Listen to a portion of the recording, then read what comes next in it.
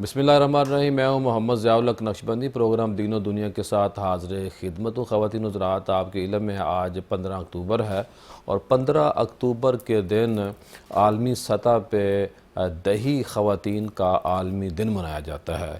یہ اصل میں 18 دسمبر 2007 کو اقوام متحدہ کی جنرل اسمبلی کے اندر ایک قرارداد آئی. اس قرارداد کے بعد 15 اکتوبر 2008 کو یہ قرارداد پاس ہوئی، فیصلہ ہوا اور اس کے بعد اس دن کو منانے کا فیصلہ کیا گیا. آپ کے علم میں ہے کہ خواتین شہر کی ہوں ان کے لیے بڑے مسائل ہیں، لیکن جو دیہات کی خواتین ہیں ان کے لیے زیادہ مسائل ہوتے ہیں. اور جب ہم مسائل کی بات کرتے ہیں تو اس میں کھیتوں میں کام کرنا، بچوں کو لک آفٹر بھی کرنا ہے، جانوروں کی دیکھ بھال بھی خواتین نے کرنی ہوتی ہے، اور مردوں کے صحیح طور پہ شانہ بے شانہ اگر کام ہوتا ہے تو وہ دیہات کے اندر ہوتا ہے. اور پورا جو ایک نظام ہے دیہات کے اندر خواتین کے کنٹرول میں ہوتا ہے. اور بات دیکھیے کہ بڑے پیمانے پہ جو ہمارا پاکستانی شہری ہیں وہ گھروں سے باہر کام کرتے ہیں، اور شہروں میں تو جو خواتین ہوتی ہیں ان کے ساتھ ہی الا ماشاءاللہ یعنی کہ کوئی ہوتا ہے جو دور ہو، لیکن سارے کے سارے مرد شہروں میں شام کو گھر چلے جاتے ہیں. لیکن دیہات کی صورتحال مختلف اس لیے ہے کہ وہاں پہ جو کام کرنے کے لیے خاوند جب گھر سے نکلتا ہے تو اس کے بعد پھر جو خاتون ہے، جو اہل خانہ و امور خانہ دیکھتی ہے، اس ساری کی ساری ذمہ داری اس بیوی، اس بہن، اس بیٹی کے اوپر آ جاتی ہے. تو ہمارے ساتھ موجود ہیں نتاشا. ان سے ہم نے پوچھنا ہے کہ وہ کیا کہتی ہیں کہ جو دیہی خواتین کا دن ہے اس موقع کے اوپر یہ کیا سمجھتی ہیں، اور ساتھ ان سے ہم نے یہ بھی پوچھنا ہے کہ جو مسائل ہیں دیہی خواتین کی ان کے اوپر یہ کیا روشنی ڈالیں گے. السلام علیکم. جی وعلیکم السلام. میں یہ سوچتی ہوں کہ جو ہماری دیہات میں عورتیں ہیں ان کے لیے تو بہت مشکل ہو جاتے ہیں کام. اور جس طرح ہمیں فیسلٹیز ہیں، ہمارے پاس لائٹ ہے، اے سی ہیں، ہم لوگ بچوں کے پاس ہوتے ہیں، بچوں کو دیکھ لیتے ہیں سارا. وہ تو پورا دن اپنے کھیتوں میں ہوتی ہیں، کام کر رہی ہوتی ہیں. میری بہت ساری جاننے والے لوگ جو صرف کھیتی باڑی نہیں، وہ اپنے ہاتھ سے چیزیں بنا کے اپنے گھروں میں لگاتے ہیں، اور چھت بھی انہوں نے خود ہی سے بنانی، اور وہ جو برتنوں کو سجانا، برتنوں کو سجانا، چولہے ان کے آپ دیکھیں اتنے خوبصورت سجے ہوتے ہیں، بہت خوبصورت لگتا ہے ان کے گھر. آپ بیٹھے تو ایک آپ کو فریشنس فیل ہوتی ہے کہ اپناپن یہ ہے پاکستان ریئل والا. اور گھروں میں یہ بھی کنسپٹ کوئی نہیں ہے کہ کام کرنے والی گھر ایسے ہی ہے. بالکل بالکل. اور آپ دیکھیں ان کی ہمارے سے جو شہروں میں لیڈیز رہتی ان سے زیادہ اچھی ہیلتھ ہوتی ہے، اسی لیے کہ وہ ان کا واک والا بھی سسٹم ان کا بیچ میں ہی ہو جاتا ہے، کیونکہ انہوں نے گھروں سے چل کے جانا ہوتا ہے کھیتوں تک. پھر کھیتوں میں کام کرنا اتنی گرمی میں، وہ ان لوگوں کے لیے کوئی بھی سردی زیادہ ہے تو بھی کوئی وہ نہیں ہے، اور گرمی ہے تو بھی انہوں نے کام تو کرنا ہی ہے. اور آپ کیا سمجھتی ہیں کہ جو ان کے مسائل ہیں حل کیسے ہو سکتے ہیں، اور ایک جو گھر کا سربراہ ہے وہ سسر ہو یا خامد ہو یا بیٹا ہو، وہ اپنی بہو کو، اپنی بیوی کو، اپنی ماں کو کیا زیادہ سے زیادہ سہولت دے سکتے ہیں؟ ویسے تو پہلے سے زیادہ لوگ اب جاننا شروع ہو گئے ہیں، مردوں میں بھی یہ چیز اویئرنیس آنا شروع ہو گئی ہے، چاہے وہ دیہات کے ہوں. لیکن ان کا جو کانسیپٹ ہے وہ باہر نہیں اپنی لیڈیز کو نکلنے دے سکتے، اور آن لائن کا وہاں پہ سسٹم ہی نہیں ہے ان کو پتہ بہت زیادہ. تو ہم لوگ کو اگر ہم لوگ تھوڑا سا مل کے سارے ایک ایسا کوئی گورنمنٹ یا ہم لوگ سب اپنے پرسنل لیول پہ بھی اگر تھوڑا تھوڑا کام کریں کہ ہم ان کو فیسلٹی کے لیے اویئر ہی کر دیں. کام خود وہ کرتے ہیں، لیکن اگر اویئرنیس ان تک پہنچ جائے کہ آپ کے لیے اتنا، ان کو تو یہ تک نہیں پتا ہوگا کہ آج ہم ان کا عالمی دن منا رہے ہیں. یہ بہت اہم پوائنٹ ہے. ان کو نہیں پتا ہوگا.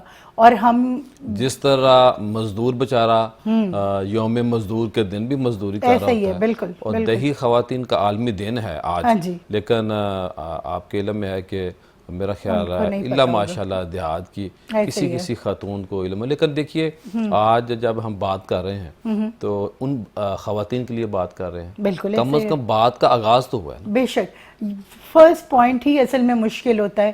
اگر ہم سارے ایک تہیا کر لیں، جس طرح ہم لوگ چھوٹی چھوٹی بات کے لیے ہم لوگ سوشل میڈیا پہ آ جاتے ہیں. اگر ہم آج ہی یہ سب مل کے طے کر لیں کہ ایک ایک پوسٹ صرف آج ہم نے لیڈیز کے لیے لگانی ہے, تو شاید ان میں سے 1000 میں سے کوئی ایک تو دیکھے گا, 2 دیکھے گا, ایٹ لیسٹ ان کو اویئرنیس ہو. جب اویئرنیس ہوتی ہے اور انہیں یہ پتا ہوگا کہ ہمارے کام کو سراہا جا رہا ہے, ہم لوگوں کو اچھا فیل کروایا جا رہا ہے, تو وہ اور آگے آنے کی کوشش کریں گی, ہمت کریں گی تھوڑا سا گھر سے نکلنے کی, یا اپنے ہسبینڈس کو یا اپنے میلز کو کانفیڈنس میں لینے کی. دیہات کے اندر تو یہ بھی کنسیپٹ نہیں ہے کہ خامد باہر سے پھول ہی پیش کر دے لا کے. بالکل ایسا ہی ہے, صحیح کہہ رہے ہیں آپ. لیکن یہ کہ اویئرنیس جب آ جائے گی نا لوگوں کو کہ ان کی بھی قدر کرنی ہے جو اتنی ہارڈ ورکنگ ہیں, اتنی محنت کر رہی ہیں, تو پھر آہستہ آہستہ چینج آئے گا. نتاشا, پھر آپ گورنمنٹ سے کیا آپ سمجھتی ہیں کہ وہ کیا کر سکتی ہیں, یا ہمارا کیا مطالبہ ہے؟ اور اس وقت پنجاب کی اگر بات کی جائے تو سی ایم جو ہے وہ بھی خاتون ہے. بالکل. جو ہمارا مطالبہ بیسکلی تو یہی ہے کہ اگر دیکھیں وہ بہتر جانتی ہیں, کیونکہ وہ لیڈی خود ہیں, وہ بہتر جانتی ہیں کہ کیا مسئلے ہیں عورتوں کو درپیش آتے. اگر وہ ایک چھوٹا سا سٹیپ لے لیں گی نا کہ تھوڑی ہی لیڈیز کو لے کے جائیں, ان تک اویئرنیس پہنچائیں, ان کو ایٹ لیسٹ آپ موبائل یوز کرنا بتا دیں تھوڑا. موبائل تو اب دیہات میں بھی یوز ہوتا ہے, یہ اتنا نا آپ ایزی نہیں نہیں, آپ یہ دیکھ رہے دیہی خواتین اتنا آپ ایزی نہ لیں کہ وہ موبائل نہیں یوز, بلکہ میرا زیادہ یوز کرتی ہے. موبائل یوز کرتے, موبائل تو پہاڑوں میں پہنچ چکا ہے. پتہ ہے یہاں پہ سسٹم یہ ہے کہ موبائل ہر بندہ یوز کر رہا ہے, ایون میلز فیمیلز دونوں, لیکن جو پروڈکٹیو کام ہے نا اس کا بتا دیں ان کو کہ اس طریقے سے اگر وہ ہو سکتا ہے کہ اگر کوئی گورنمنٹ سٹیپ ہمارے لے لے لیڈیز کے لیے, تو شاید ہم ان کے بھی جو اتنے پیارے آرٹس ہیں وہ باہر ہم بھیج سکیں, ان کو بھی ریکگنائز کر سکیں. اب جی ہمارے پاس لائن پہ موجود ہیں شنیلا کرن صاحبہ. شنیلا السلام علیکم, کیسی ہیں آپ؟ جی وعلیکم السلام, میں بالکل ٹھیک الحمدللہ. آپ کے علم میں آج 15 اکتوبر ہے اور عالمی سطح پہ دیہی خواتین کا عالمی دن منایا جا رہا ہے. آپ اس حوالے سے کیا کہیں گی, کیسے دیہی خواتین کے مسائل کو دیکھتی ہیں؟ جو شہر ہیں وہاں تو بڑی سہولیات ہیں, اور دیہات کے اندر تو بہت بڑے پیمانے پہ فقدان ہے سہولیات کا. کیا سمجھتی ہیں, کس طرح کبھی آپ نے دیکھا ہوگا دیہات کی خواتین کو کام کرتے ہو؟ خاص طور پہ یہ بھی کہ آج پوری دنیا میں دیہی خواتین کا عالمی دن منایا جا رہا ہے اقوام متحدہ کی قرارداد کے مطابق, لیکن میرا خیال اللہ ماشاءاللہ کسی ہی دیہی خاتون کے علم میں ہوگا کہ آج ان کا دن منایا جا رہا ہے. آپ کیا کہیں گی؟ جی سب سے پہلے تو میں اس بات سے بہت خوش ہوں کہ آج ہم ایک ایسے طبقے کے بارے میں بات کر رہے ہیں جو اکثر ہی بیک گراؤنڈ میں رہ جاتا ہے, مطلب بہت ہی نظر انداز رہ جاتا ہے. اور جہاں تک دیہی خواتین کی بات ہے تو یہ دن ان خواتین کے نام ہے, اور اکثر خاموشی سے آتا ہے, خاموشی سے گزر جاتا ہے. جیسے آپ نے ذکر کیا کہ ان کو شاید کسی, لیکن اب آپ نے یہ طے کیا کہ خاموشی یہ دن گزرنے نہیں دیں گے انشاءاللہ, ہم تو بات کریں گے اس موضوع پہ. جی بالکل, جب ہمارا پروگرام جب آنر ہوگا تو کیونکہ دیکھیے خواتین بھی ٹی وی تو دیکھتی ہیں آج کل, تو وہ انٹرنیٹ بھی ان کے ایکسیس میں ہوتا ہے, تو ضرور کوئی نہ کوئی دیکھے گی اور اس بات کو فخر محسوس کرے گی کہ ان کا ایک دن منایا جا رہا ہے. کیا آپ نے اپنی آنکھوں سے دیہی خواتین کے مسائل کو دیکھا؟ جی بالکل, میں یہی ڈسکس کرنے لگی تھی کہ میرا اپنا بچپن جو ہے وہ ایک دیہات میں گزرا ہے, اور میں نے بہت قریب سے ان لوگوں کو دیکھا ہے کہ وہ لوگ کس طرح سے کام کرتی ہیں. تو میں سمجھتی ہوں کہ ہمارے معاشرے کو آپ نے دیکھا ہے, کام کیے نہیں ہے وہ میرا خیال ہے. نہیں بالکل, کام میں نے کیے نہیں. I was a privileged could in the village. میری والدہ بھی جو ہے وہ بڑا معزز روزگار تھا ان کا, وہ ایک گورنمنٹ اسکول کی ہیڈ مسٹریس تھی, اور میں بھی, لیکن میں نے بہت قریب سے دیکھا ہے جس طرح سے ہماری اپنی زمینوں کے مظاہرے ہوتے تھے, یا دوسرے بھی جو کچھ گاؤں کے لوگ ہوتے ہیں ان کی عورتیں کام کر رہی ہوتی ہیں, تو آتے جاتے ہوئے نظر پڑتی ہے. یا جس طرح سے ہم ڈیل کر رہے ہوتے ہیں مزاروں کو, تو پتہ ہوتا ہے کہ جی صبح کو انہوں نے آنا ہے, کتنے بجے جانا ہے, کیا ان کی دہاڑی کتنی کی, مطلب پے کتنا کرنا ہے ان کو, اور وہ اناج کی صورت میں دینا ہے یا پیسے کی صورت میں دینا ہے, کتنا کام لینا ہے, کس قسم کا کام لینا ہے. اور میں داد دیتی ہوں ان کو, ان خواتین کو, کہ وہ جو ہے وہ سورج نکلنے سے پہلے اٹھتی ہیں اور وہ اپنے گھر کی صفائی ستھرائی کر کے, اپنے گھر والوں کو ناشتہ بنا کے دے کے, بچوں کو اسکول بھیج کے, اور پھر وہ دہاڑی پہ نکل جاتی ہیں. جب شہری خواتین کا دن ہوتا ہے نا, اس وقت دیہات کی خواتین سارے گھر کے کام کر چکی ہوتی ہیں. جی جی بالکل، جب تک ان کی صبح ہوتی ہے 10 بجے 11 بجے یا کچھ اس طرح سے، تو وہاں پہ ناشتہ بھی ہو چکا ہوتا ہے، کام بھی ہو چکا ہوتا ہے، اور دوپہر کے کھانے کی تیاری ہو رہی ہوتی ہے، بلکہ بعض اوقات تو بن بھی چکا ہوتا ہے دوپہر کا کھانا.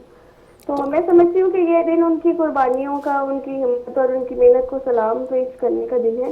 اور جس طرح سے میں نے پہلے بھی ذکر کیا کہ وہ ہمارے معاشرے کو اور ہماری معیشت کو، اور جو ہمارا خاندانی سسٹم ہے، کیونکہ گاؤں میں اکثر ہی جوائنٹ فیملی سسٹم ہوتا ہے، تو اس کو مضبوط بنانے میں ان کا بہت کردار ہے.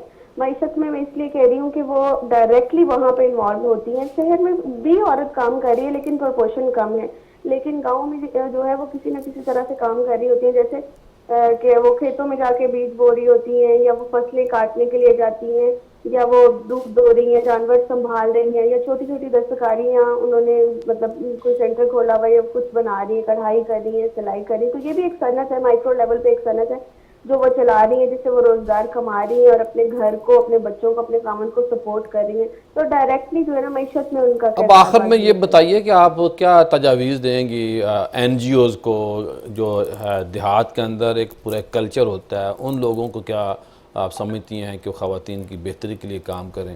پھر گورنمنٹ سے کیا آپ امید رکھتی ہیں؟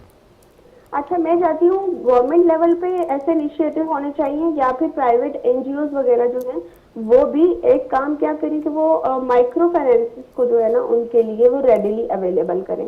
ابھی بھی ہمارے یہاں اخوت فاؤنڈیشن کے جیسے کئی ادارے ہیں جو مائکرو فائنانس کی فیسلٹی مطلب پرووائڈ کر رہے ہیں، لیکن اس کے بارے میں اتنی اویئرنیس ہے، اتنا نالج ہر دیہی علاقے میں موجود نہیں ہے.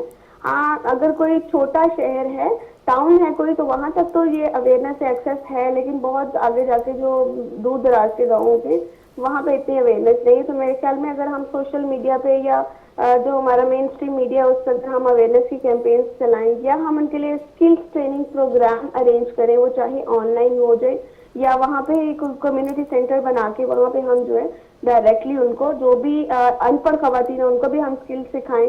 اور ایون ہم ان کو ڈیجیٹل لٹریسی بھی سکھا سکتے ہیں. سمپل ہم یہ سکھائیں کہ سوشل میڈیا کو یوز کیسے کرنا ہے یا کانٹینٹ کیسے کریٹ کرنا ہے. بلکہ میرا اپنا بھی ایک انیشیٹو کانٹینٹ کریٹرز کو کیا ہے، جس میں میں انشاءاللہ کوشش کروں گی کہ شہر کے لوگوں کے ساتھ ساتھ دیہات کی ان خواتین کو بھی شامل کروں کانٹینٹ کریشن میں، جو کہ تعلیم یافتہ نہیں ہے اتنا، جن میں اتنا شعور نہیں ہے. تو اس طرح کے ویمن لیڈ فارمنگ آپ سٹارٹ کر سکتی ہیں، کوآپریٹیوز بنا سکتے ہیں، جس میں کچھ خواتین کو جو ہے آپ اکٹھا کر کے ایک پول بنا کے اور ایک زمین دے دیں اور ریسورسز دے دیں کہ اس زمین سے آپ فصل اگائیں اور اس کا منافع جو ہے وہ آپ ڈسٹریبیوٹ کر لیں. تو میرے خیال میں وہ پھر فائنینشیل انڈیپینڈنس بھی آ جائے گی، کیونکہ ابھی ہمارے دیہات کی عورت کام تو بہت کر رہی ہے، معیشت میں حصہ بھی بہت ادا کر رہی ہے، لیکن اس کو اس کا معاوضہ نہیں مل رہا. یہ بہت اہم پوائنٹ آپ نے ریز کیا ہے کہ جو خواتین کام کر رہے ہیں ان کو ان کا صحیح معاوضہ بھی نہیں دیا جاتا. بہت شکریہ. نہیں دیا جا رہا، اور معاشرے میں ان کا کردار بھی نہیں ہے کہ اگر اسی چیز کو لے کے، اسی کھیت کو لے کے. جی بہت شکریہ، بڑی مہربانی شلیلا کرن صاحبہ. ظاہر ہے ہم تو بات کرتے ہیں، کرتے رہیں گے، لیکن جب معاشرے کی بات ہوئی تو معاشرہ اس کا بنانا ہے گھر والے، اس کے باپ نے بنانا ہے، اس کے بھائی نے بنانا ہے، اس کے خاوند نے بنانا ہے. اور خواتین کو ہم سلام پیش کرتے ہیں. دیہی خواتین کا آج عالمی دن ہے. آئیے عہد کریں کہ ہم ان خواتین کے دست و بازو بنیں، ان سے پیار کریں اور ان کو آگے بڑھنے کے لیے ان کی ہمت باندھیں. بریک کے بعد دوبارہ ملاقات ہوتی ہے. السلام علیکم.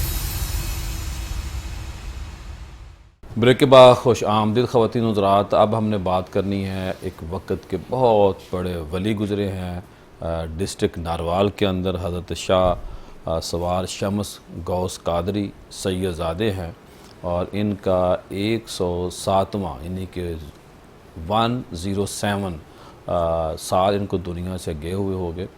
21 اور 22 اکتوبر کو سالانہ عرس ہے. اور اب ہمارے ساتھ موجود ہیں علامہ ڈاکٹر سعید احمد سعیدی صاحب، ماشاءاللہ پنجاب یونیورسٹی کے اندر لیکچرار کے طور پہ خدمات سر انجام دے رہے ہیں. اور ان کے ساتھ موجود ہیں علامہ مسعود قادری صاحب، آپ ناظم اعلیٰ ادارہ خورشید اسلام خانقاہ عالیہ کلی شریف ڈسٹرکٹ ناروال، اور ایڈیٹر ہیں ماہنامہ شمس المشائخ.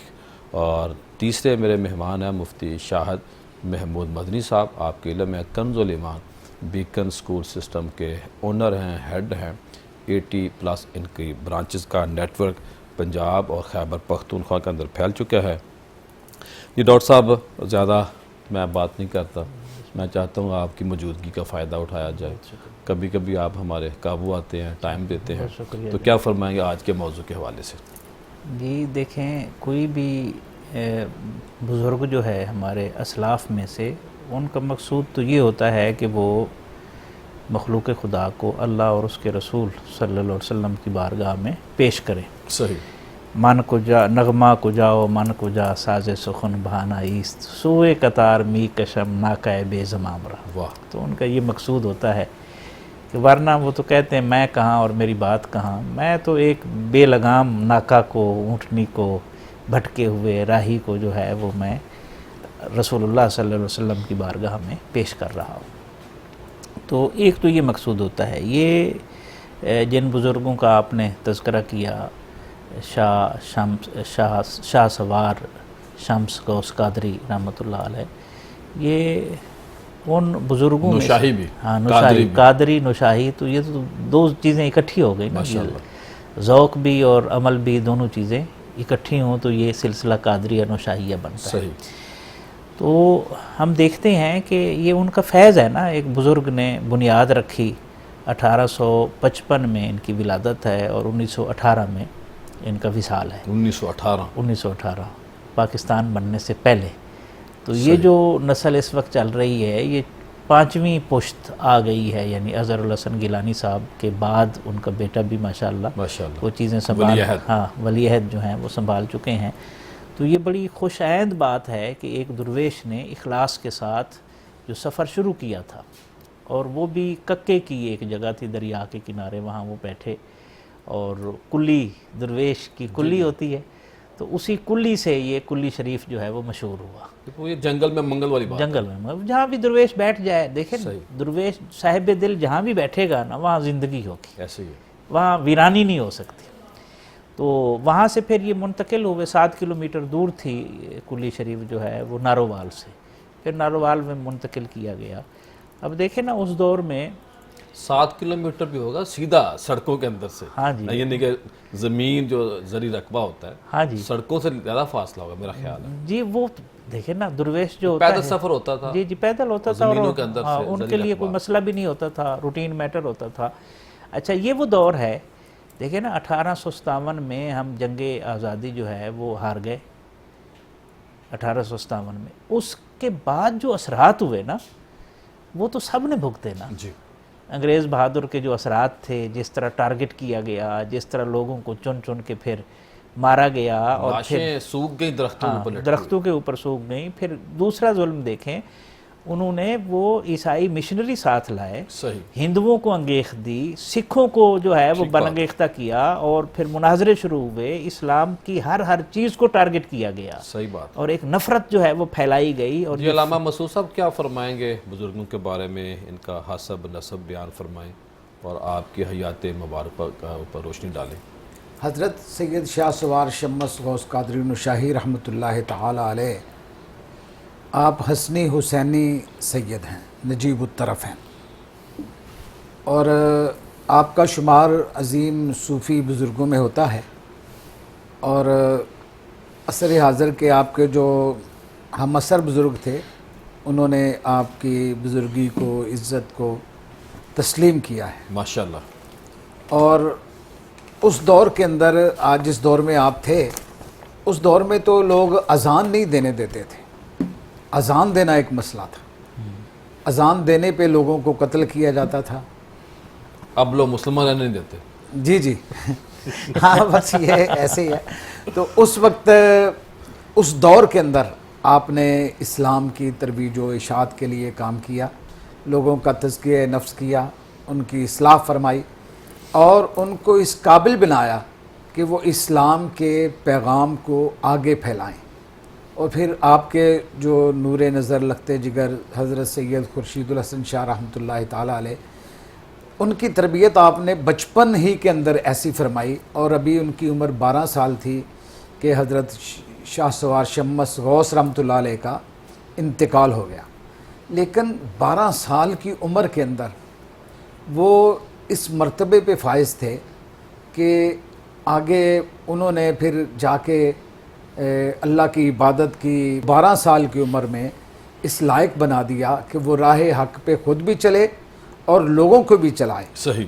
اور انہوں نے اس کے لیے پھر بڑی کاوشیں کی, آگے سلسلے کو بڑھایا اور 4 چاند لگائے انہوں نے اس سلسلے کو. جی مفتی صاحب آپ کیا فرمائیں گے آج کے موضوع کے حوالے سے؟ بسم اللہ الرحمن الرحیم. یہ ہستیاں جو ہیں اولیاء کرام, یہ جہاں پہ قیام پذیر ہوتی ہیں وہاں رشد و ہدایت کے چشمے جاری کرتے ہیں, اور یہ ہماری خوش بختی ہے کہ ہم اس ہستی کا تذکرہ کر رہے ہیں. ڈسٹرکٹ نارووال جو اس وقت ہے, اس وقت قیام پاکستان کے بعد یہ سیالکوٹ ڈسٹرکٹ کا حصہ تھیں, اور آپ کا جو آستانہ عالیہ کلی شریف ہے حضور سید شاہ سوار شمس غوث قادری نشاہی رحمہ اللہ, آپ کی تعلیمات اگر ہم دیکھتے ہیں تو آپ لوگوں کو قرآن و سنت کا پابند بناتے, آپ لوگوں کو سیرت مصطفیٰ صلی اللہ تعالی علیہ وسلم پر چلنے کی تلقین نہ صرف کرتے بلکہ عملی طور پر آپ لوگوں کو مسلمان بناتے.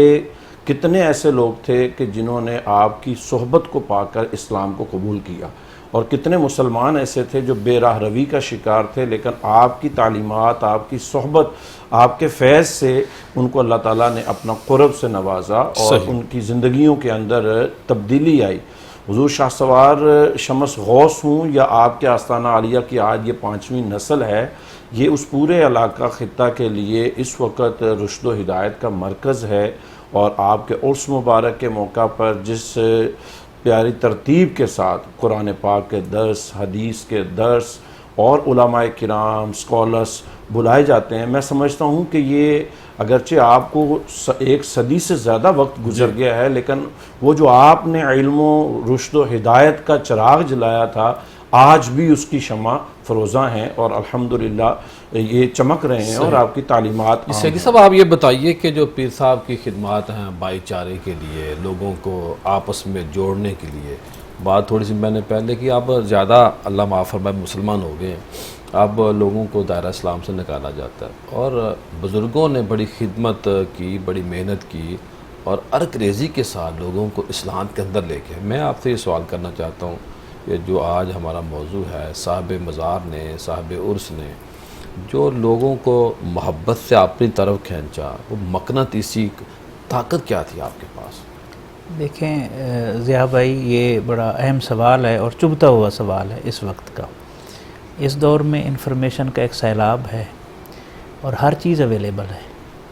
پہلے تو علم کے لیے سفر کرنے پڑتے تھے, اب ہر چیز اویلیبل ہے, اور فتنہ ہے, فساد ہے, فتویٰ گردی ہے, انتہا پسندی ہے, نہ شکرپن. وجہ کیا ہے؟ وجہ یہ ہے کہ جو صوفی ہوتا ہے وہ علم کا تزکیہ کرتا ہے, تو جب تزکیہ کرتا ہے تو وہ علم مسلمان ہو جاتا ہے. واہ واہ سبحان اللہ. تو صوفی اپنے علم کو مسلمان بناتا ہے, اپنے عہد کے علم کو مسلمان, اس کو اپنے اوپر طاری کرتا ہے. اگر صوفی کے تزکیے سے علم نہ گزرے نا, فرد سے افراد, پھر افراد سے جی, اور اگر صوفی تزکیہ نہ کرے نا علم کا تو وہ بھی پھر فتویٰ باز بن جائے. صوفی ہمیشہ جوڑتا ہے, آپ پوری خانقاہی تاریخ اٹھا کر دیکھ لیں, بزرگوں کو بھی ملے فتویٰ باز, ویری سوری معذرت, ہاں ملتے ہیں, لیکن وہ ختم ہو گئے. دیکھیں اب دیکھیں اس کی بڑی مثال کیا ہو سکتی ہے. حضرت نظام الدین اولیاء رحمۃ اللہ علیہ, آپ کا لقب تھا نظام الدین بحاس محفل شکن.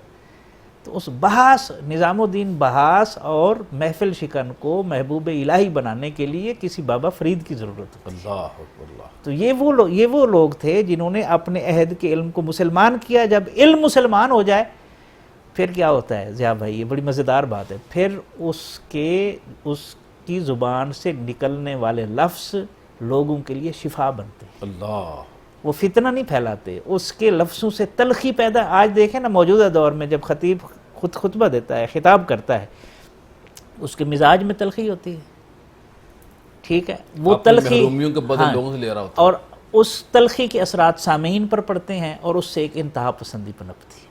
درویش کی صحبت میں بیٹھیں تو اس کے لفظ شفا بنتے ہیں, آپ کے زخمی دل پر مرہم رکھی جاتی ہے, آپ کے دکھوں کا مداوا ہوتا ہے.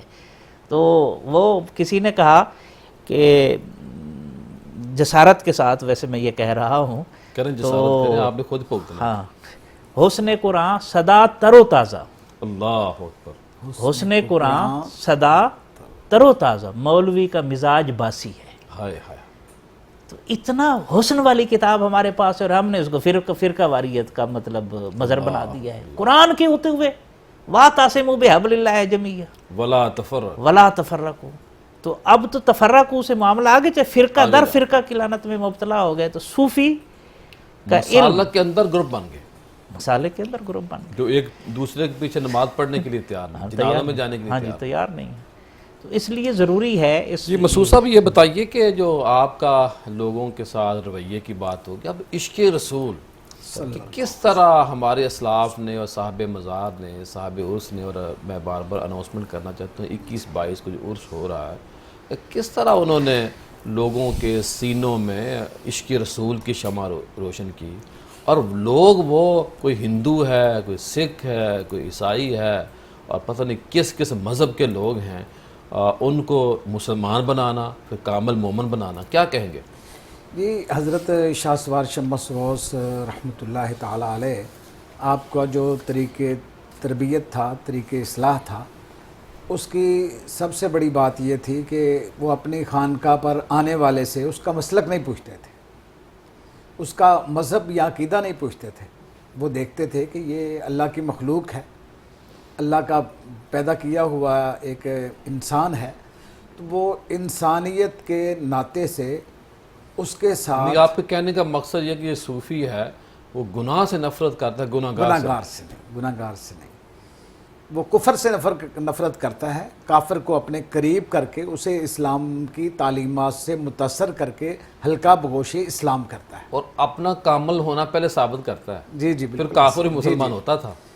تو پہلے وہ کیا کہتے ہیں، یہ صوفیہ جو ہیں بالخصوص جن ہستی کا ہم ذکر پاک آج کر رہے ہیں، یہ گفتار کے غازی نہیں تھے، کردار کے غازی تھے، اللہ اکبر۔ اور انہوں نے حضور کی سنت کو قضا کرنا یہ تو دور کی بات ہے، وہ مستحب بھی نہیں چھوڑتے تھے، اللہ اتنے کامل وہ شخصیت تھے، ان کا حضور کے جس اسوہ طرح مبارک پر، ہم پڑھتے اور سنتے ہیں کہ کریم آقا پیر میر علی شاہ سے خواب میں آئے، جی جی انہوں نے کہا میرا بیٹا ہو کہ تو نے عشاء کی سنتے چھوڑ دی۔ جی جی جی بالکل ایسے ہی ہے۔ تو یہ اس طرح کے کامل بزرگ تھے، اور سب سے بڑی بات ان کا جو رنگ تھا نا، رنگ تربیت، وہ آپ کے خلفاء میں، آپ کے مریدین میں، اور آپ کے جو صاحبزادے ہیں، اور آج بھی جو ان کی اولاد ہے، وہ آج بھی ان میں رنگ نمایاں نظر آتا ہے، ان کے اخلاق کا، ان کے کردار کا، ان کی گفتار کا، ان کے چال چلن کا، ان کی سخاوت کا، وہ خون موجود ہے، جی جی بالکل، وہ اسی وہ رنگ قیامت تک موجود رہنا ہے، ہے۔ وہ رنگ موجود ہے، اور وہ رنگ کلی شریف پر آنے والے ہر مہمان کو نظر آتا ہے۔ ہم نے تو خود دیکھا جی، کئی جی دفعہ دیکھتے ہیں ماشاءاللہ، مہینے میں 2-2 3-3 دفعہ کہ جو شہزادہ چاند پیر صاحب محبت دیتے ہیں، اور چھوٹے بڑے مسلم غیر مسلم کوئی نہیں دیکھتے کہ کس مسلک کا ہے، سب کو محبت سے نوازتے ہیں۔ جی مفتی ارشاد مدنی صاحب، آپ نے دونوں مہمانوں کی گفتگو سنا، کیا فرمائیں گے آپ؟ جی کہ پیر صاحب، حضور سیدی شاہ سوار شمس غوث رحمہ اللہ کی تعلیمات دیکھیں، آج ان کو 100 غالباً 7 سال 107-8 سال کا وقت گزر گیا، اور آج بھی ان کی خانقاہ سے دیکھیں تو وہاں پہ مدرسہ قائم ہے، جامعہ قائم ہے، باقاعدہ ان کی نسل آگے کالج چلا رہی ہے، تو ان کی یہ تعلیمات جب ہم دیکھتے ہیں تو وہ اس کا مطلب یہ نظر آتا ہے، آپ تو ہر سیٹرڈے وہاں سے گزرتے ہیں؟ جی میں سلام یقیناً سلام کرتا ہوں اور وہاں سے گزرتا ہوں، تو ان کی یہ مرکز جو ہے وہ تعلیم کا مرکز بنا ہوا ہے، اور تعلیم کے بغیر، جیسے ڈاکٹر صاحب فرما رہے تھے، تعلیم کو جب اسلام کی چاشنی کا رنگ چڑھتا ہے نا، تو پھر اس سے میں برکت آتی ہے۔ تو یہ وہ ہستیاں تھیں جنہوں نے الفاظ کا سہارا نہیں لیا تھا بلکہ کردار کا سہارا لیا تھا، انہوں نے الفاظ کے ذریعے زیر نہیں کیا تھا بلکہ اپنے آپ کو آئیڈیل ثابت کر کے تو ان کو آگے پیش کیا اپنے آپ کو، اور لوگوں نے پھر اس کو فالو کیا تھا۔ اسی وجہ سے آج صدیاں گزر رہی ہیں اور ان کا نام، ان کا تذکرہ، ان کی محبت قائم ہے۔ وہ جو اللہ تعالیٰ فرماتا ہے ان الذین آمنوا وعملوا الصالحات سیجعل لهم الرحمن ودا، کہ ہم ان نیک اور مومن اور صالح اعمال کرنے والوں کی محبت لوگوں کے دلوں میں ڈال دیتے ہیں۔ اب دیکھیں، میں آپ اس خطے سے تو ہیں لیکن ان ہستی سے ہمارا بظاہر تو رشتہ نہیں ہے جی. لیکن آج جس عقیدت کے ساتھ ہم ان کے تذکرے کر رہے ہیں، اور صرف ہم نہیں، صرف ناروال نہیں، بلکہ ملک پاکستان کے بہت سارے علاقوں میں ان کا تذکرہ اس وقت جاری ہے، اور اسپیشلی عرس مبارک پہ جس میرا شان و خیال ہے شوکت ولی کے کی ساتھ سب نوازا سے جاتے ہیں۔ بڑی کرامت یہی ہے ڈاکٹر صاحب ہاں جی. کہ وہ اپنے آپ کو زندہ رکھتا ہے. ہاں اور میں نے اب ڈاکٹر صاحب آپ سے یہ سوال کرنا ہے کہ جو صوفی کا رکوع ہوتا ہے، وہ سجود ہوتا ہے، وہ میرے اور آپ کے رکوع اور سجود سے کیسے مختلف ہوتا ہے؟ اس میں دو چیزیں ہیں جو جس طرف آپ نے پہلے اشارہ کیا، اور بڑا خوبصورت لطیف اشارہ کیا آپ نے. پہلے کامل بن کر دکھانا پڑتا ہے، پھر غیر مسلم مسلمان ہوتا ہے. وہ ہر بندہ تنقیدی طرح سے دیکھنے آتا ہے، ہاں جی ہاں جی بالکل آتے ہیں، بالکل. غیر مسلم تو خصوصی طور پر آتے اور ہیں. وہ مسلمان ہونے تو آتے ہی نہیں ہیں، جی جی جی وہ وہ تو پھر دیکھتے مجبور ہو جاتے ہیں.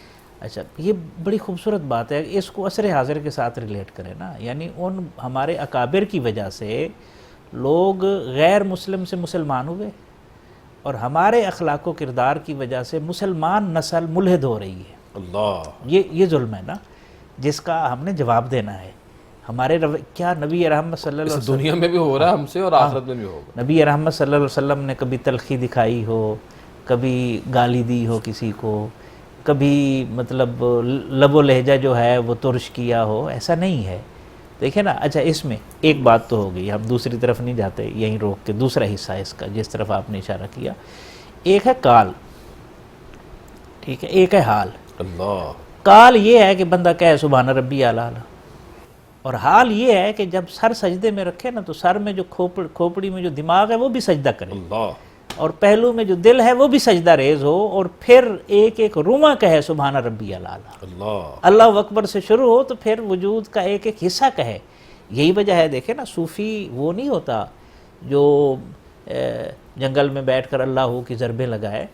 جنگل میں جانا تو آسان کام ہے، جی آسان کام ہے نا، مخلوق سے منگل بہتر. ملا کے کام کرنا ہاں، مشکل ہے. مشکل ہے. علامہ نے کہا اسی لیے نقد کرتے ہوئے، صوفی کی طریقت میں فقط مستی احوال جو نام نہاد بنتے ہیں، اور ملا کی شریعت میں فقط مستی گفتار. اللہ، شاعر کی نوا مردہ و افسردہ و بے ذوق، افکار میں سرمست، نہ خوابیدہ نہ بیدار. اللہ، وہ مرد مجاہد نظر آتا نہیں مجھ کو، ہو جس کے رگو پے میں فقط مستی کردار. اللہ.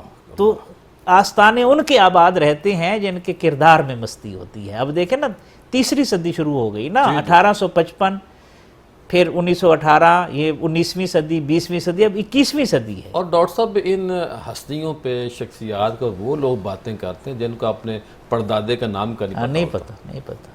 ظاہر وہ بیٹھے ہی نہیں نا جس دور میں ہیں اس جی دور میں. علامہ صاحب کیا فرمائیں گے آپ؟ جو آپ نے مساجد، مدارس، جو میگزین اس دور میں پچھلے پروگرام پچھلے سال آپ وہ میگزین لے کے آئے تھے، وہ کس سال میں پہلا میگزین شائع ہوا؟ جی 1937 میں 1937 حضرت سید خورشید الحسن شاہ رحمۃ اللہ تعالیٰ علیہ نے اس کو میگزین کو جاری کیا تھا، اور منتھلی تھا. اس دور میں منتھلی میگزین شائع کرنا ایک معنی رکھتا ہے، ایک مقام رکھتا ہے کہ کہاں سے وہ کتابت ہوتی ہوگی، پرنٹنگ. جی جی ایک مرحلہ تھا، لیکن آپ نے اس دور میں اس کو شروع اب تو فرمایا. کاپی پیسٹ ہو رہا ہے صاحب کچھ. جی جی جی جی لیکن نہیں، اللہ کا شکر ہے کہ ہمارے میگزین نہیں آپ کی نہیں بات کر، لیکن میں نہیں ویسے میں بات کر رہا ہوں، لکھاریوں کی بات کر رہا ہوں. ہمارے ساتھ لکھنے والی بہت اچھی ٹیم ہے، پروفیسرز ہیں، ڈاکٹرز ہیں، نالجیبل پرسنالٹیز ہیں جو لکھتی ہیں، اور پھر اس کو ایک آپ کی سربراہی میں جی اور پیر صاحب کی قیادت میں وہ لوگ اس کو پھر اپریشیٹ بھی کرتے ہیں، اس کی تحسین بھی کرتے ہیں. پڑھے لکھے طبقے میں یہ مقبول ہے، اور لوگ اس کو سمجھتے ہیں کہ ایک معیاری مجلہ ہے جو لوگوں کو علم جو ہے وہ دے رہا ہے، اور علم کے ساتھ ساتھ روحانیت ہے. اور حضرت خورشید الحسن شاہ خورشید رحمۃ اللہ تعالیٰ علیہ، جو حضرت بابا علی شاہ سوار کے صاحبزادے تھے، نور نظر تھے، انہوں نے قرآن پاک پر اپنی توجہ فوکس کی. لوگوں کو، اپنے مریدین کو یہ تلقین کی کہ ہر شخص ہر روز قرآن کی تلاوت کرے، بامعنی اس کو پڑھے. آج تو مولوی حضرات منع کرتے ہیں نا قرآن مجید کو ترجمے کے ساتھ نہ پڑھیں.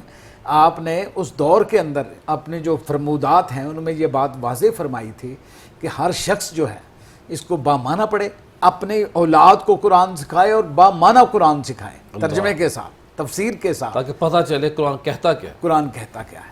اور پھر آپ نے جو لوگوں کو حکم دیا اس میں ایک تو یہ تھا کہ 2.5 گھنٹے ہر شخص جو ہے 24 گھنٹے میں سے اللہ کی عبادت کے لیے وقف کرے، اللہ کی یاد کے لیے، اللہ کے صاحب مزید آپ سے بات کرتے ہیں انشاءاللہ۔ خواتین حضرات، پروگرام کا سلسلہ جاری ہے۔ 21-22 اکتوبر کو ڈسٹرکٹ نارول میں کلی شریف درگاہ ہے، خانقاہ ہے، شہزادہ چاند پیر صاحب کی قیادت اور سرپرستی میں عرس ہونے جا رہا ہے۔ آپ بھی شریک ہوں انشاءاللہ، ہم بھی وہاں حاضری دیں گے۔ پروگرام کا سلسلہ جاری ہے، ملتے ہیں بریک کے بعد۔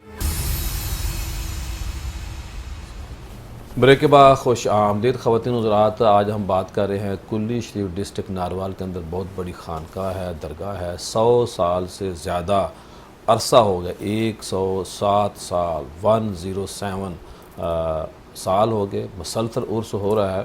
اور بریک سے پہلے ہم نے بہت ساری باتیں کی۔ اب میں مفتی شاہد مدنی صاحب سے پوچھوں گا، مفتی صاحب یہ جو صوفیہ ہوتے ہیں یہ کیسے لوگوں کے قلوب کو منور کرتے ہیں؟ اور خاص طور پہ یہ بھی میں آپ سے سوال کرتا ہوں، میل تو کپڑے کو لگ دے تو وہ بڑا ٹائم لگتا ہے، کسی سے دل لگ دے تو دل نہیں نکلتا، لیکن گناہوں کی دلدل سے نکالنا کیسے صوفی کے لیے آسان ہوتا ہے؟ قبلہ پیر صاحب، صوفی نے اپنی عملی زندگی میں جو اس کی مجاہدات کی زندگی ہوتی ہے، اس میں اس نے گناہوں سے دوری اور نیکیوں سے محبت کو عملی طور پہ اس قدر اپنے آپ کو آگے لے جاتے ہیں کہ وہ اتنے مجلہ ہو جاتے ہیں، اتنے اجلے ہو جاتے ہیں کہ ان سے گویا کہ اگر ہم ان کے مزاج کو دیکھتے ہیں کہ کوئی ان کے چہرے کو دیکھ کے گناہ چھوڑ رہا ہے، کوئی ان کے پاس بیٹھ کے گناہ چھوڑ رہا ہے، کوئی ان کی بات ولی وہ ہوتا ہے کہ اس کو دیکھ اللہ یاد آ جائے، جی، اور کوئی ان کی بات سن کے گناہ کو چھوڑ رہا ہے، تو اس کا مطلب یہ ہوتا ہے کہ ان کا جو پورا مجسمہ ہے، ان کی جو پوری صورت مطہرہ ہوتی ہے وہ ایسی آئینہ دھار ہوتی ہے کہ ان کو دیکھتے ہی انسان اپنی حقیقت پہ پہنچ جاتا ہے کہ میں کس کیفیت میں ہوں۔ حضور غوث اعظم رحمہ اللہ کو لے لیں یا دیگر اولیاء کرام کو لے لیں کہ آپ کے سامنے ظالم بھی آتا ہے تو جو ظالم آپ کے سامنے آنے سے پہلے اترا رہا ہوتا ہے وہ آپ کے سامنے موم ہو جاتا ہے۔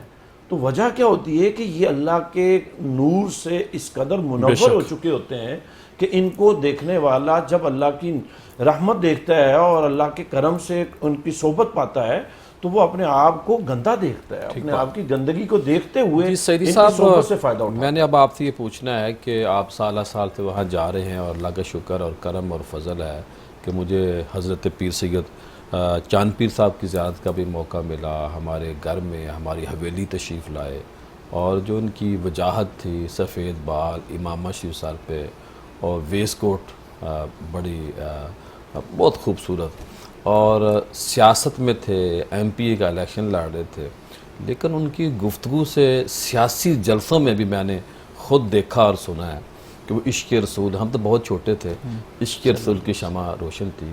اور میں عرض کروں کہ میرے بھائی انتقال کر کے سال ہو گیا، وہ بتاتے ہیں کہ جلسہ جاری ہے اور جلسہ گاہ سے دور مسجد میں اذان ہوئی اور پیر صاحب نے جلسہ چھوڑا اور نماز پڑھنے چلے گئے۔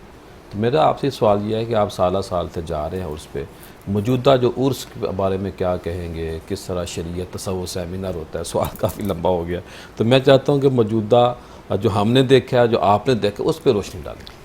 دیکھیں، رسول اللہ صلی اللہ علیہ وسلم پر جب پہلی وحی نازل ہوئی نا، تو سیدہ خدیجۃ الکبریٰ سلام اللہ علیہا نے جو کلمات ادا کیے تھے، 5 صفات بیان کی تھی، 5 صفات کا تعلق جو ہے وہ سوسائٹی کے ساتھ، غریبوں کا بوجھ اٹھاتے ہیں، دلداری کرتے ہیں، یتیموں کی بیواؤں کی کفالت کے، وہ 5 صفات دیکھیں نا۔ عرض کی کہ آپ پریشان نہ ہوں، جی، اور جس کے آپ اندر تو کمزوروں کے سنیں ساتھ نا، ہی ہیں، اور جس کے اندر بھی یہ صفات پائی جائیں گی اللہ اسے کبھی رسوا نہیں کرے گا۔ اللہ اکبر۔ یہ ہے معیار۔ ہماری خانقاہ کیوں بے اثر ہو گئی، ہمارا مدرسہ کیوں بے اثر ہو گیا کہ سماج سے اس کا رشتہ کٹ گیا؟ ابھی ویسے مدرسہ ہوگا، خانقاہ تو برقرار ہے ماشاءاللہ. نہیں ہے، لیکن کچھ ہیں بھی نا خانقاہ کا جو مس یوز کرتے ہیں، زاغوں کے تصرف میں عقابوں کے نشیمن، یہ بھی تو ہے نا. اچھا اب دیکھیں نا، میں اس خانقاہ سے اس لیے متاثر ہوں، میں ہر سال جاتا ہوں، تقریباً کچھ 7-8 سال ہو گئے جاتے ہوئے، مجھے حاضری ہوتی ہے. ماشاءاللہ. اس خانقاہ کا تعلق سماج کے ساتھ جڑا ہوا ہے. وہاں آپ بھی دیکھتے ہیں اپنے علاقے کے اس دائرے کے جتنے MNA MP ہیں، جس پارٹی سے تعلق ہے، سارے آئے ہوتے ہیں، انہوں نے وہاں حاضری دینے. اچھا، حکومتی مشینری کے سارے لوگ آئے ہوتے ہیں اور علماء آئے ہوتے ہیں. یعنی یہ ہے خانقاہ کا کام. خانقاہ برج کا کام کرتی ہے نا، کہ جس میں سارے طبقے آ کر جہاں کھڑے وہاں کھڑے ہیں، کھڑے ہیں، نہ ادھر نہ ادھر. ہاں بالکل ایسے ہے. یہ بھی استقامت بڑی ضروری ہے. استقامت ہے. بڑے بڑے مواقع آتے ہیں. ہاں جی، اور وہ پل کا کردار ادا کر رہے ہیں. یعنی جو آپس میں بول نہیں سکتے، پیر صاحب ان کو ملا رہے ہیں. یہ کام ہوتا ہے صوفی کا. ٹوٹے ہوئے دلوں کو جوڑتے ہیں، جو نفرتیں پیدا ہو گئی ان کو محبتوں میں بدلتے ہیں، اور ہر ایک کو ایسے محبت سے ملیں گے، ایسے لگے گا جیسے سب سے زیادہ محبت اس سے کر رہے ہیں. یہ ایک فیض ہے. تصوف سیمینار پہ تھوڑی روشنی ہاں جی، ڈالیں. تصوف قوالی پہ رات کا جو جلسہ جی ہوتا ہے 2 دن ہوتا ہے جی. درس قرآن، پہلے صبح درس قرآن، پھر اگلی صبح بھی درس قرآن، پھر تربیت و تزکیہ کی نشست ہوتی ہے. پہلی رات قوالی ہوتی ہے، اور دوسری رات جو پروگرام ہوتا ہے، میں نے خود اس میں گفتگو کی ہے کئی دفعہ، اس میں سارے MNA، سارے MP، کوئی وزیر ہے یا نہیں ہے، جی جی، وہ وہاں موجود ہے، بیٹھا ہوا ہے. انہیں پتہ ہے یہاں سے بننا ہے ہم نے. اچھا بالکل ایسے ہے. اچھا دیکھیں، اور اس کے ساتھ ساتھ AC DC اس علاقے کے وکلاء، ججز، وہ سارے آئے ہوئے ہیں اور گفتگو. اچھا پھر انتخاب اتنا اچھا کرتے ہیں پیر صاحب. دیکھیں تو گرفت و گرپ دونوں برقرار ہیں. دونوں ہیں. اس کی وجہ یہ ہے کہ بڑوں کی طرح. ہاں، اگر ایسے لوگوں کو بلانا ہے تو پھر کنٹینٹ بھی ایسا ہونا چاہیے نا جو ان کے سامنے پیش کیا جائے. اب وہ مذاق نہ بنے. مذاق نہ بنے. اگر وہ قصے کہانیاں شروع کر دے گا، اور وہ لوگ آتے بھی اس لیے سننے کے لیے آتے ہیں، اچھی گفتگو وہاں ملے گی. اور خود میں نے دیکھا جیسے گفتگو ختم ہوتی ہے وہ اجازت لے کے چلے جاتے ہیں. وہ اسپیشل نشست ہوتی ہے جس میں آتا ہے. اچھا اسی طرح سیمینار میں بھی اسی طرح ہے. دیکھیں نا، مختلف یونیورسٹیوں کے وائس چانسلرز آ رہے ہیں، وہ MP گریڈ رکھنے والے لوگ اس میں آ رہے ہیں. اچھا اپنی اپنی یونیورسٹیوں میں اپنے اپنے شعبے کے صدر نشین آ رہے ہیں، ڈینز آ رہے ہیں، مشائخ آ رہے ہیں، علماء آ رہے ہیں. تو یہاں بھی وہی برج والا سلسلہ ہے کہ صوفی صاحب کو اکٹھا کر کے دلوں کو جوڑنے کی عملی کوشش کر رہا ہے. عملی کوشش. اس حوالے سے میں سمجھتا ہوں کہ یہ بہت اچھا اقدام ہے. ضیاء صاحب، جب خانقاہ اور درسگاہ اکٹھے ہو جاتے ہیں نا تو اس کے اثرات بہت گہرے ہوتے ہیں. سبحان اللہ. جب خانقاہ اکیلی رہ جاتی ہے تو وہ بھی مٹ جاتی ہے، اور درسگاہ اگر تزکیہ سے خالی ہو تو وہ بھی پھر فتنوں کی آماج گاہ بن جاتی ہے. تو یہ دونوں کا تعلق جو ہے وہ بہت ضروری ہے. جی علامہ صاحب کیا فرمائیں گے؟ آپ کا جو ادارہ ہے خورشید الاسلام، قرآن پاک کی آپ نے بات کی، اور ساتھ آپ یہ بتائیے کہ جو لنگر کا اہتمام ہے، سیلاب آج کوئی بھی موقع آتا ہے تو قبلہ جو سجادہ نشین صاحب ہیں وہ ایکٹیو ہو جاتے ہیں، کیا کہیں گے آپ؟ جی اصل میں مقصد ہی خانقاہ کا یہ ہے کہ وہاں پر یونٹی آف مسلم امہ کا مظاہرہ ہو، وہاں پر سے تفرقہ بازی، نفرت کی بجائے محبت کا فروغ جو ہے وہ ہو. تو ادارہ خورشید اسلام پاکستان سب سے پہلا جو اس کا ہے نا جی نصب العین، وہ یہ ہے کہ انسان کا ناطہ انسانیت کے ساتھ مضبوط کیا جائے، اور پھر انسانیت کا ناطہ اپنے خالق سے، اپنے مالک سے پختہ کیا جائے، اس کو مضبوط کیا جائے. اور دوسری آپ نے پہلے جو بات کی عشق فروغ عشق مصطفیٰ صلی اللہ علیہ وسلم کے حوالے سے، وہاں پر ہماری خانقاہ پر ہمارے پہلے بزرگ بھی پیر خورشید الحسن شاہ صاحب بھی، پیر مدر الحسن شاہ صاحب بھی، حضرت قبلہ پیر سید اظہر الحسن صاحب جو موجودہ سجادہ نشین ہیں، یہ لوگوں کو درود و سلام کی طرف لگاتے ہیں، درود شریف پڑھنے کی ترغیب دیتے ہیں. تو ہمارا جو پیغام خانقاہ سے جاری ہوتا ہے وہ یہ ہے کہ کثرت درود پاک کے ذریعے سے محبت مصطفیٰ صلی اللہ علیہ وآلہ وسلم کے اندر پختگی پیدا کی جائے. عشق مصطفیٰ صلی اللہ علیہ وسلم کی شمع کو درود شریف پڑھ کے آقا دو عالم علیہ السلام کا ذکر پاک کر کے اس شمع کو فروزہ کیا جائے. جی آپ تو روز قریب سے دیکھتے ہیں، ہمیں تو کبھی کبھی موقع ملتا ہے. کس طرح پیر صاحب لوگوں کو مینج کرتے ہیں؟ سیاسی امور بھی ہیں، سماجی بھی ہیں، روحانی بھی ہیں، سفر بھی کرنے ہوتے ہیں. تقریباً ہر ہفتے داتا حضور بھی انہوں نے ہر مہینے داتا حضور بھی حاضری دینی ہوتی ہے. اس پہ کیا آپ قریب سے جو دیکھ رہے ہیں، جو ویری سوری معذرت کے ساتھ جو ایسے ہمارے اللہ ماشاء اللہ مشائخ ہیں، ان کے لیے کیا ایسے رول ماڈل ہے؟ اصل پیر صاحب میں سب سے بڑی خوبی یہ ہے کہ وہ عاجزی کا پیکر ہے، ان کے اندر تواضع ہے، انکساری ہے اور مہمان نوازی ہے. آپ نے لنگر کا بھی ذکر کیا، تو وہاں پر یہ نہیں دیکھا جاتا کہ یہ آدمی پراڈو پہ آیا ہے تو اس کو لنگر کھلایا جائے، یہ آدمی پیدل آیا ہے تو اس کو پوچھا نہ جائے. وہاں ہر خاص و عام کے لیے دروازے کھلے ہوتے ہیں، ہر آنے والے کی مہمان نوازی کی جاتی ہے، دل جوئی کی جاتی ہے. اور قبلہ پیر صاحب جو ہیں وہ کبھی اپنے آپ کو نمایاں کرنے کی کوشش نہیں کرتے، اپنے کہ میں بڑا نمایاں ہو جاؤں، میری شہرت ہو جائے. بڑا خود نمایاں رہتا ہے ہمیشہ. جی جی. لیکن اصل میں وہ جو نبی اکرم صلی اللہ علیہ وسلم کا فرمان علی شان ہے نا کہ من تواضع للہ رفعہ اللہ، جو بندہ اللہ کے لیے عاجزی اختیار کرتا ہے، تواضع اختیار کرتا ہے، اللہ اسے بلندیاں عطا فرماتا ہے، عروج عطا فرماتا ہے، اسے اللہ پاک نمایاں مقام عطا فرماتا ہے. تو پیر صاحب کے اندر یہ خوبی جو ہے میں سمجھتا ہوں کہ یہ بہت بڑی ہے. مہمان آیا اس کا اٹھ کے استقبال کیا، جانے لگا ہے حضور کی سنت کی اتباع کرتے ہوئے اس کو دروازے تک چھوڑ کے آتے ہیں. صحیح بات. یہ بہت بڑی ان کی خوبی ہے. جی مفتی صاحب آخر میں کیا فرمائیں گے آپ؟ میں عرض کروں گا کہ اللہ تعالیٰ نے جہاں قرآن پاک میں اولیاء اللہ کی شان بیان فرمائی کہ وہ لا خوف علیہم ولا ہم یحزنون، تو اس سے اگلی آیت میں اللہ تعالیٰ ان اولیاء کرام کی نشانی اور ان کے اعمال کا تذکرہ فرماتے فرمایا الذین آمنوا وکانوا یتقون، کہ اللہ والے، اللہ کے ولی دوست وہ ہیں جو ایمان اور تقوی والے ہوتے ہیں. تو تقوی ان کی ایک اعلیٰ صفت ایسی ہوتی ہے کہ جس کی وجہ سے یہ اللہ کا قرب پاتے ہیں. ان اکرمکم عند اللہ اتقاکم، کہ اللہ کے ہاں معزز ترین سب سے زیادہ عزت والا وہ ہے جو تقوی میں زیادہ ہے. آج جو صدیوں کے بعد بھی یہ خانقاہیں چل رہی ہیں، یہ اسی کا نتیجہ ہے کہ یہ اللہ کے ہاں کل بھی مکرم اور محترم تھے، آج بھی یہ مکرم اور محترم ہیں. تو یہ آستانے جتنے ہمارے ہیں اللہ ان کو آباد یہ اصل میں تقوی کا مرکز ہیں، اور ہم مریدین اہل محبت یہاں سے تقوی کا جی فیض سیدی صاحب ضرور آخر میں کوئی پیغام؟ جی بس میرا یہی گزارش ہے کہ جو خانقاہ نشین ہے وہ علم کے ساتھ اپنا تعلق جوڑیں اگر خانقاہ باقی رکھنی ہے، اور جو علم والے ہیں انہیں اپنے علم کا تزکیہ کرانے کی ضرورت ہے تاکہ آپ کی زبان سے نکلنے والے لفظ جو ہے وہ فساد کا باعث نہ بنے، وہ لوگوں کے زخمی دلوں کے لیے شفا اور پیغام محبت بنے. جی علامہ صاحب. جی تو پیر صاحب کی خانقاہ کا جو پیغام ہے عامت الناس کے لیے وہ ہے صدق مقال اور رزق حلال. حلال کمائیں، حلال کھائیں، اپنے بچوں کو حلال کھلائیں، سچ بولیں. اور حضرت پیر سید خورشید حسن شاہ رحمۃ اللہ علیہ اپنے فرمودات میں فرماتے تھے کہ یہاں ہمارے لیے جو ہدیہ لے کے آئے وہ حلال کی کمائی کا ہو. کوئی شخص یہاں گاڑی کا کرایہ غصب کر کے نہ آئے، بس کا کرایہ غصب کر کے اللہ کی رضا کے لیے یہاں حاضر ہو.